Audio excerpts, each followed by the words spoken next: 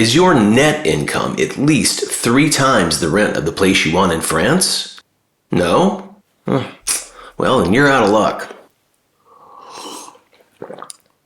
Or are you? Most people don't hit that threshold, including us. Here's exactly how we got approved anyway, and how hopefully you can too. In France, if you can't hit that multiple, you need something called a guarantor. Someone or something that says we'll pay if they don't. There are 3 paths. 1 is a personal guarantor in France. 2 is the free public scheme called Visale, and 3 is a paid private service like GarantMe. We used GarantMe, and this is far from a sponsored video. We actually paid them a lot of money to get the guarantee. But I'm going to break down all 3 things, show you what they ask for, and give you the workarounds in case you don't have exactly what they want. In our case, we had landed in Paris, we were in a short-term Airbnb, then a long-term Airbnb, but eventually it was time for us to find our own place that we could sign a proper lease. That meant building a dossier, and we have a video all about that right here,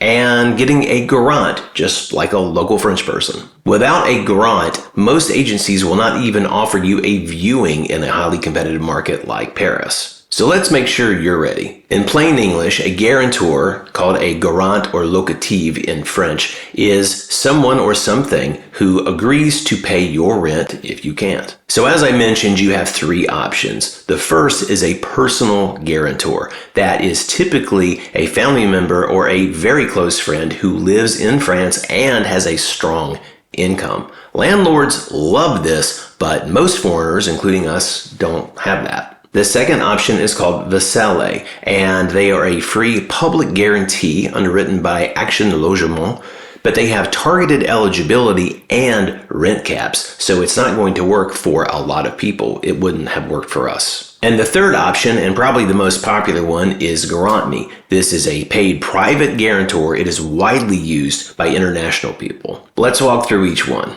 So Visale is free. Action Logement stands as your guarantor. If you don't pay, they cover it and you reimburse them later. The eligibility is ages 18 to 30, or over 30 if you're salaried under certain very specific conditions. Visale also has pretty low rent caps. As of November 2025, which is when I'm recording this, it's currently 1,500 euros a month in the Île-de-France, which is the Paris metro region, and 1,300 euros everywhere else in France. Visale will cover a primary residence only. It can't be your pied-à-terre or some kind of a second home. It will work for furnished or unfurnished though. And here's your ultimate reality check. Some landlords will hesitate on Visale, especially outside of a student context. If you sense pushback or you don't meet the eligibility criteria, pivot fast to a private guarantor like GarantMe. Speed will win you an apartment in France. So let's talk about GarantMe. GarantMe is a paid private guarantor, as I've said. You apply online, they assess your file, and then if they're satisfied with everything, they issue an eligibility certificate, and you can show that to agencies while you're searching for a place. The full guarantee actually starts at lease signing, and that is when you have to pay GarantMe their cut. We're getting to how much that is. It's a hefty chunk. In terms of languages, thankfully the website is fully translated in English and Mandarin Chinese in addition to being native in French. They also have Italian and Spanish options in the Help Center and some limited options in other languages too. And then there's the fee. This is where it gets expensive. They charge about 4.5% of your annual rent, including the charges. So if your rent is 1,000 euros a month, you're paying around 500 euros once per year for your GarantMe guarantee. So yeah, it's not cheap, but neither is staying in an Airbnb long term because you can't get approved for a proper apartment on your own. So French bureaucracy does have a price tag. In terms of what they need, first they need your ID, which is a passport or a residence permit.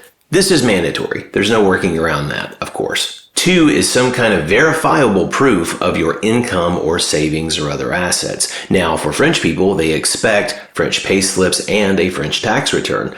But recent immigrants and expats, of course, usually don't have those things, or at least they don't have a history of payslips to demonstrate the long-term proof that they actually want. The good news is that if you have a bank certificate of deposit or savings or proof of some other assets with any bank or institution that they can verify in the world, and it meets the criteria threshold for the place you want, then you're good to go. 3 is a responsible party or a trusted referent. Now, this is often a friend or a former landlord who vouches for you being you. They are not guaranteeing your rent. They're not getting involved in that. They don't have to show any financials. They're simply someone who GarantMe can verify is a real person, and this person is verifying that, yes, you are really you. The turnaround on getting your guarantee once you satisfied all the requirements is usually about 24 hours for GarantMe to issue the certificate that you can then show to agencies and start checking out some places. Why it works for people like us is that they will accept foreign income, offshore assets,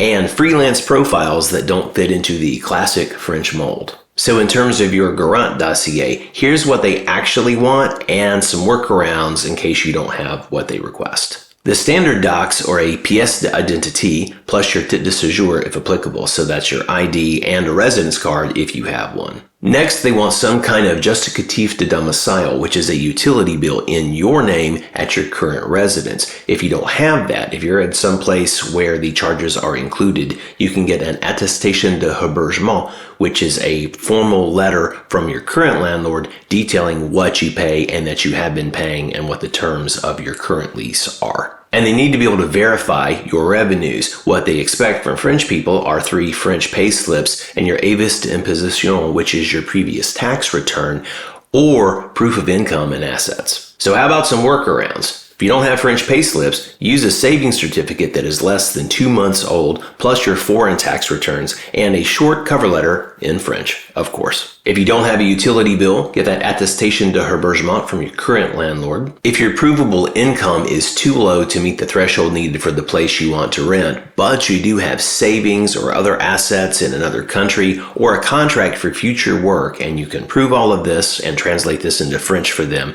be sure to type this up into the cover letter and explain this, and that will help your situation and hopefully help you get approved. In terms of checking the boxes on their list, you don't have to be perfect, but you do have to be prepared and have an explanation ready for why you don't fit the traditional profile, assuming that you don't, which is probably why you're watching the video. And one final note about that cover letter, because it's very important.